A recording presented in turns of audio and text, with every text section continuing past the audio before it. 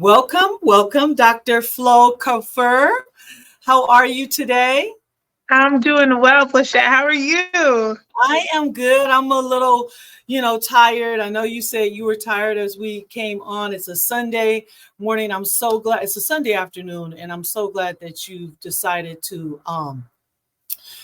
participate in this really important community town hall discussion, which we are going to be having just a really informal conversation about what is Project 2025 and how might it impact the increase in hate crimes across America. So I wanted you, Dr. Flo, to share with us your background before we get started into our discussion, your background and how you have come to this stage in your life to now be running for the mayor of Sacramento. Yes, thank you, Flechette. So I am running for mayor of Sacramento, and this journey has been long and winding. I never really intended to run for public office at all.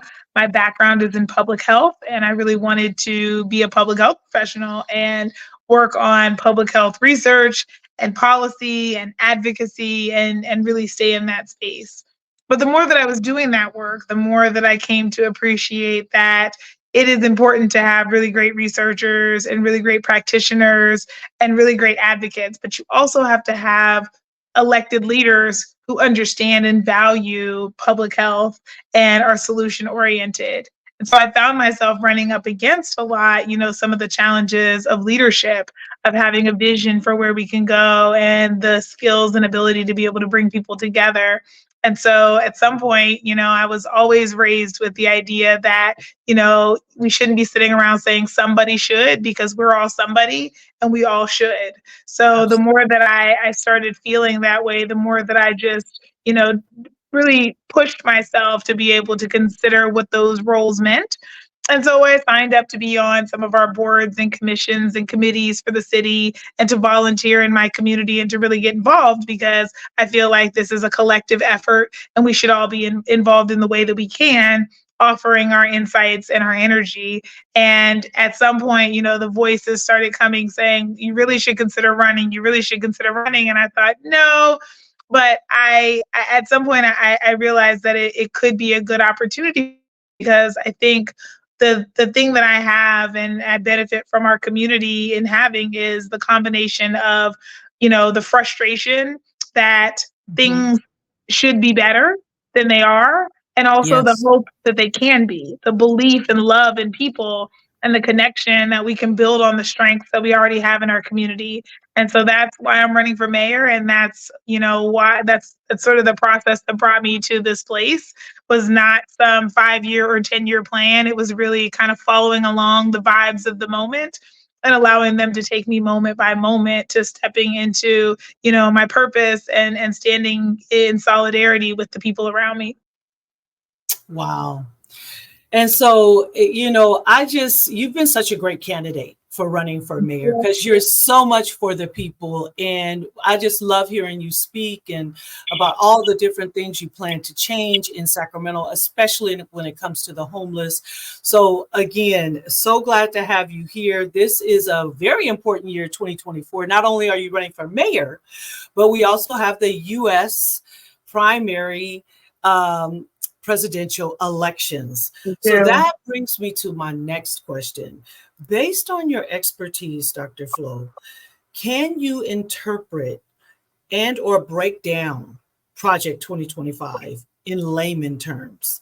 And then once you do that, should we be worried about Project 2025 in relation to hate crimes? And before you start, I should have started with this, that what really brought me to this really important town hall that I wanted to have for our public, the Sac Cultural Hub audience, to know about and be very aware of, is there was a video clip on YouTube that I ran across with Congresswoman Jasmine Crockett, who is from Texas.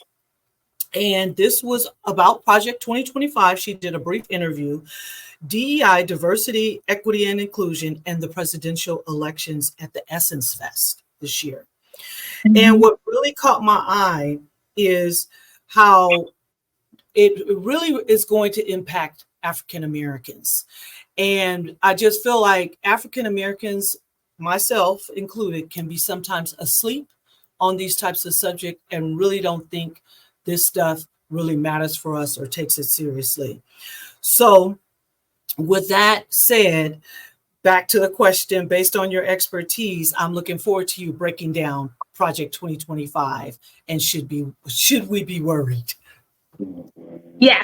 So what I will say is that, I think that there's a lot of pressure we put on ourselves to know more than we do. But in this case, there is an importance to at least the concepts behind Project 2025. But I will also say that this is not typically the thing that is part of our like political discourse.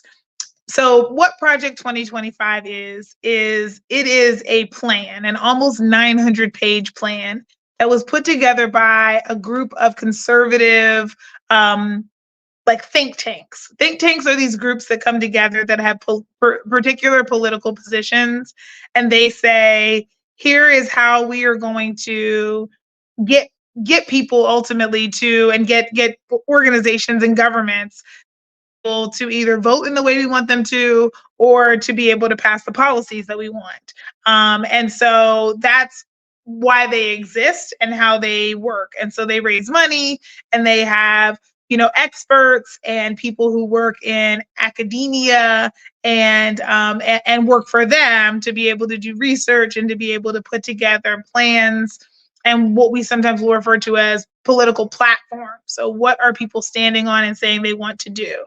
And in this case, Project 2025 came from what happened during the first Trump administration.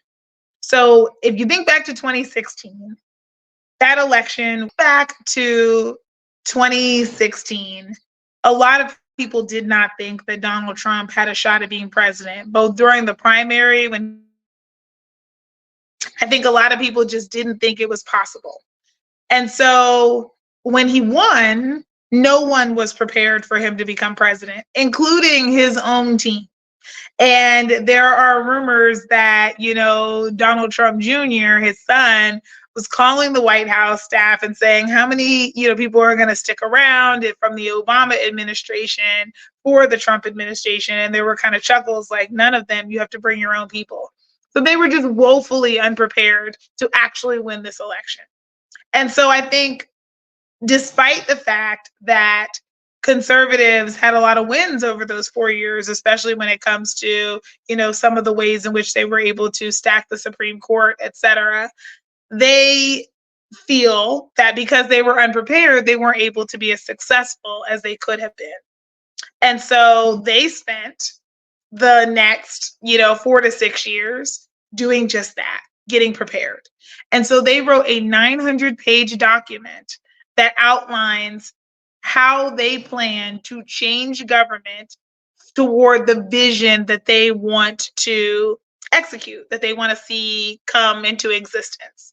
And that starts with everything from who they are going to appoint, what their political goals are, and also how they're going to do it. And so they talk about the departments within our federal government that they want to completely disband. They talk about the approaches that they want to do away with. They talk about the direction of the country. They talk about where they want money to go and where they want money to move away from. And so Project 2025 is essentially a very detailed plan that comes along with preparation, because now the Heritage Foundation and some of the other conservative partners that were behind it have been vetting hundreds to thousands of people so that they can get them hired into positions within the federal government to be able to help them execute this plan that they've written out. So people are saying, read Project 2025, learn more about it, because it's truly terrifying, because it has things in there like they don't want there to be any more references in government to race or to gender, which means that all the programs and all the initiatives that have been designed to be able to address sexism and to be able to address racism would go away as well. They want to completely, change and restructure certain departments, including departments like the Food and Drug Administration and the Department of Education. And so the ways in which we do things and that we support some of our public entities would drastically change. They want to convert some of the positions that have been seen as non-political and are just regular government workers into political appointments, so that those folks would then be replaced when a new administration came in by the new administration, and would not be like nonpartisan, people who are working for government, which is the majority of government employees. And so what they are describing is a vision for Sacramento. And from where I sit, that vision for not just Sacramento, excuse me, I have my campaign on the brain, but it's a vision for the country. It's a vision for the United States of America. And that vision that they have described is a place that would not be safe for me as a Black woman. It would not be safe for many of the people who I am, friends and family with, who share multiple ethnicities and races, and people who have disabilities. And it's not, and people who come from our queer communities and who may not, be originally from the U.S. They are, there are major deportation plans. There are, plans around, changing the way the immigration is handled. Like, the plan is almost 900 pages. It has a lot of detail in it, and it's values. They are stating values that they want to see reflected in how the government is set up, and it is quite scary.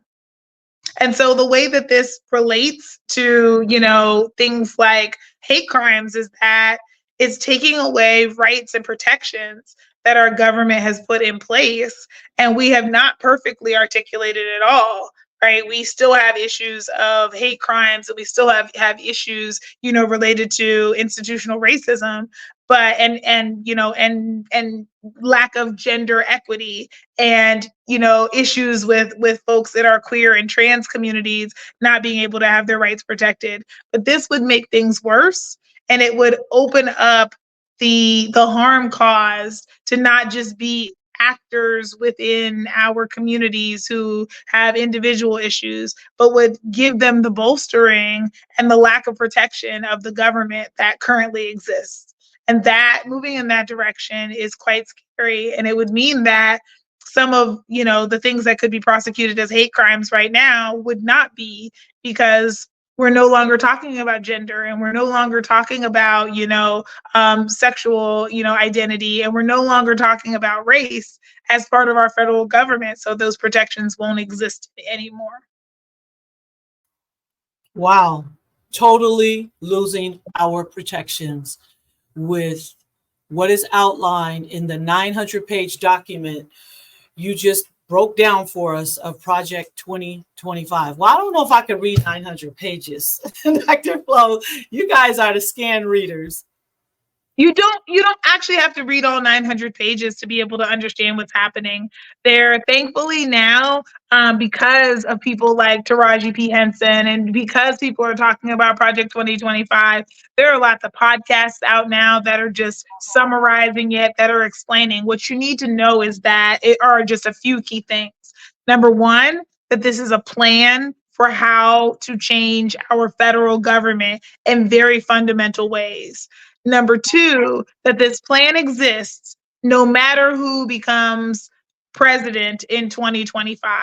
So in other words, this plan was not just made for Donald Trump. This plan was made by conservatives for anybody who would come in as a conservative candidate. So if they don't win this election, they lose in 2024, this plan still exists for 2028.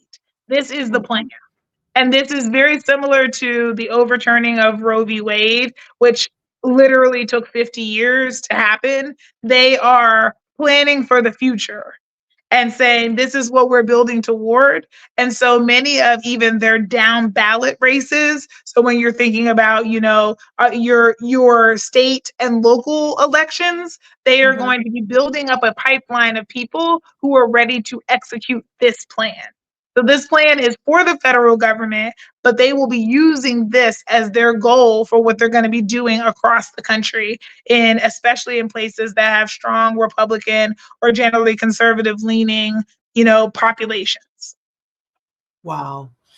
Okay, so with all the funding and resources that the state of California has devoted to Stop the Hate statewide campaign for the past 2 years, can you share any insights on what more we can do as individuals, small businesses, and families on a local to regional level to address hate crimes as we move forward? I mean, how can we as communities be more engaged to foster resilience and unity against potential hate crimes because of this type of document existing? Yeah. So, I think in California, one of the things that we can do and continue to do is what we have done already with, after the overturning of Roe v. Wade in protecting reproductive freedom in our Constitution. We're now doing the same thing this fall with the proposition that's on our ballots to repeal Prop 8, which would allow for marriage equality, because there is concern that when Roe v. Wade was overturned at the federal level, some of the justices, in their descriptions of why they moved in this direction, said that this could potentially also call into question Obergefell, which is the case that allowed for marriage equality in, countrywide. And so when we see those things, we are now, California is taking the next step of using its statewide proposition process to be able to say, well, we're going to put these things into our state constitution. So no matter what happens at the federal level, these rights and these protections exist within our state. And so I think when it comes to hate crimes, we may want to consider doing something very similar.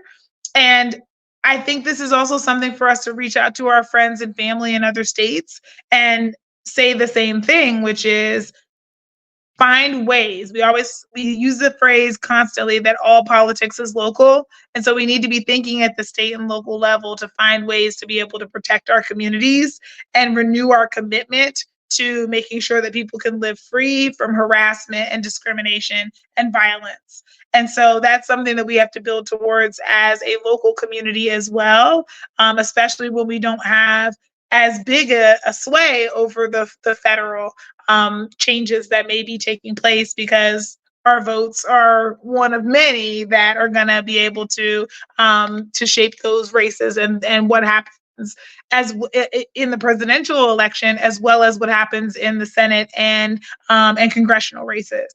And so those are the real challenges that we're up against, but there's also the opportunities to be able to put in place protections at the state and local level. And that's really what we need to do. We also need to make sure that our organizations and our advocates are raising awareness about Project 2025, and also raising awareness about things like the Stop the Hate campaign and the other protections and initiatives that have been put in place to be able to actually help to support our communities, knowing that over time, if there are federal funds that have been supporting those efforts, they could go away if Project 2025 is implemented, and also knowing that they can have an impact on some of the state legislatures in terms of what they're willing to do. Less so in California, of course, because we tend to have a much more kind of one party government in terms of our state legislature. There are far fewer Republicans there than we do in other states, but it's something for us to be aware of because we are not an island. And so what happens in other states also impacts us. And the other part of this is recognizing that policy is important. Policy is not the only way that we protect our communities. And so we also need to be thinking about the relationships and the way that money flows and the way that we set narrative and we talk about and frame issues and all of those things that play into our ability to be safe in our communities and the threat of violence as well. Wow, you said a mouthful, but the what's significant is about, I love what you said, finding ways to protect the community through our state constitution. With everything that's going on a federal level, This is really, really good what you summarized for us, Dr. Flo. And policy is so very important. That's been, I would have to say, one of my weakest areas in understanding how important policy is, and that we actually participate in writing that policy or be on these different boards and committees. And then I think it's so important for people who are lackadaisical about, a lot of these things going on in our government and at the state level, local level, and federal level, specifically Project 2025. Oh, that's not going to affect me. It really doesn't matter. I don't care who's president because it doesn't affect me. And I want you to speak more to that, offering any more information that might be helpful to people who think like that, especially our young people, and how important it is to vote. Your vote does matter, and it does matter you participating in supporting candidates like yourself who are running for mayor of Sacramento, or people who are running for other offices around the country, how bad they need our support for a Black woman such as yourself. Yeah, so we're recording this, Flechette, obviously today, and this morning, Joe Biden announced that he was not going to be pursuing the Democratic nomination anymore. So there's a lot that's in flux. And in the days and weeks after this recording, when people are going to be watching this, right, lots of things are going to be changing. The Republicans just finished having their national convention, and I know that when we were thinking that it was going to be Biden versus Trump, there were a lot of people who were not excited about this rematch, right? They were like, is this the best we have to offer? Do we need a rematch of the same two candidates again 4 years later? That kind of thing, right? And so there's just been the general concern about voter turnout this year because of Yeah. people's feelings of not again, or this doesn't matter, or whatever, right? And so Mhm. part of what I think it's incumbent upon all of us to do is to remind people, especially people in California, I will say, that the, your ballot is going to be quite long this year. And it Yeah. does not only have president and then that's it. It's not like you vote there and then you're like, all right, wrap it up. There are going to be, I think it's 11 statewide ballot propositions that you're going to directly vote on. And so when you say, oh, those people don't, you are the voter in a statewide ballot proposition, not someone else. You're not electing people who will decide. You're the one looking at the policy yourself and saying, do I want this? Yes or no. And so, as I mentioned previously, one of those propositions is a constitutional right to marriage equality so that people can marry their partners of the same gender. And that is important for us to be able to put into our constitution in California, because if we don't, we are subject to whatever changes may happen at the federal level as proposed by Project 2025. So so there is an opportunity when you get your ballot to be able to vote on, especially in California, more than just president. There's also your senators, there's also your congressional representatives, there's also your statewide representatives in the state assembly and the state senate, and then there's also your local elections. And there also can be local ballot measures there. We have one in Sacramento that's going to be renewing the money to be able to support our libraries. There are going to be, your mayor and your city council members and your school board members all Yes. on the ballot. And so, as you're thinking about the education system that your children may be going and your family members may be going through, those school board races are important. As you're thinking about what the local level decisions are around the health and safety and well being of your community, your mayor and city council member races are incredibly important. If you're thinking about health and wellness, and some of those decisions for the county that you're in, those county supervisors races are really important. So we can't just look at this November election and think only about our feelings about the presidential race. We also need to be thinking about all of the things that are on the ballot, because when That's people say I'm not going to vote, they are not voting on all of those things. right. And so I'm not here to tell people, to skip races or not, but I think that there's a lot. I think it would be very difficult to find people who don't have religious objections to voting, right? And just don't ever do it, who don't have something on the ballot that is going to directly impact their lives that they probably have strong feelings about, especially Mm-hmm. in a year like this year. So I encourage people to open up their ballots and find those things.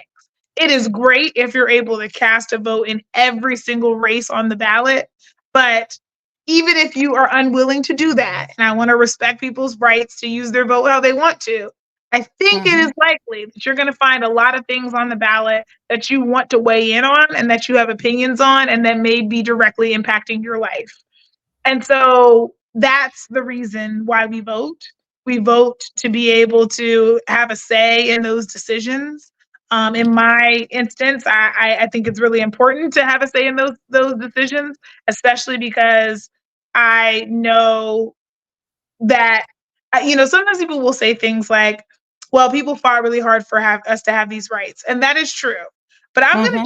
I'm gonna turn that around on its head, because when people have said this to me, it actually resonates more with me, even though I know directly the names and faces of people like my grandmother Florence, who I was named after, who worked to be able to make sure people could vote. But that's not even the Yes. reason.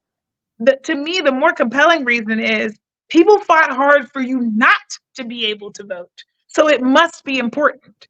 Because when people try to stop you from That doing part. something, it's usually because they know the power of it and they know that if Yes. you're not involved, they can have all of that power. So beyond just doing it to respect your ancestors who likely didn't have the chance, because if you were not a white landowning man over the age of 21, you didn't start out with the right to vote in this country. And so that's the vast majority of us. Mm. That's all of the women, that's all of the people who aren't white, right? And that's all the people who don't own land. And that's all Mm. of the young people. The Mm-hmm. majority of the US population today would not have had the right to vote when this country was founded as the United States of America.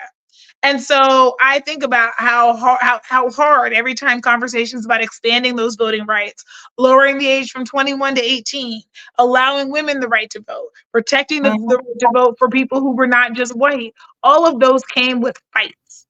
People fought not just for it, but fought strongly against extending those rights. And so People the question died. always is, when you don't want me to do something, I want to know what's in it for you and what's not in it for me. Yeah. And so though that's part of the argument that I would make to people to participate in this process, is that Mm-hmm. these decisions impact our lives. If you drive on roads here, if you take public transit, if your children go to school, if you live here and need to breathe the air and drink the water, all of those are decisions that are impacted by that ballot. And so there is no apolitical here, because you are living a political life and you are Mm-hmm. likely not living a single issue life. So that Right. means that the things that are happening around you are going to affect you, because the high school graduation rate in your city determines your crime rate in your city.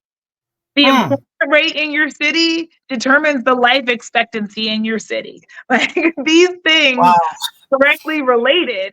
And Yeah. so it's just hard for me to imagine a person, like I said, who doesn't just have religious beliefs that say you can't participate in this process, who doesn't have a vested interest and doesn't have some things that you care about that are going to be decided on the ballot. And so the question is, are you going to be part of that decision, or are you going to allow other people to make those decisions for you? Well, there you have it, folks. I hope you replay this for the entire family if you missed this broadcast today.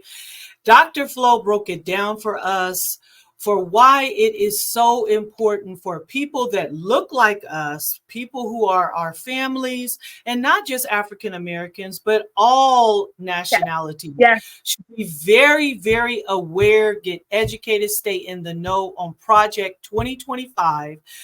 Its set of ideology, its policies that it wants to push on us, whether or not, like she said, who becomes president or not, because they got this plan and they moving forward in 2028 if a Republican is not elected. And we all hoping now for Kamala Harris, because it was just announced, like you said. Kamala Harris is the one that they select as the Democratic candidate come August. But again, thank you all for who have chosen to listen to our broadcast today, because this is really important stuff, folks. It really is. And I know a lot of times that, we are on the internet, we're on Instagram, Facebook, and we choose what we want to read based on interest. But please make it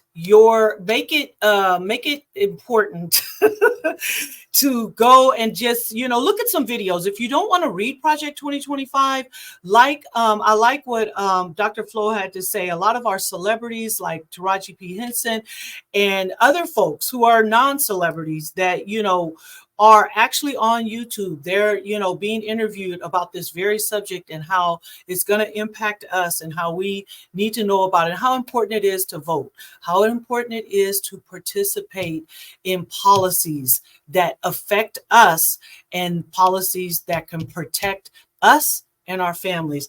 That's the most important. Thanks again, Dr. Flo. Thank you. Thank you for having me. You're welcome. All right.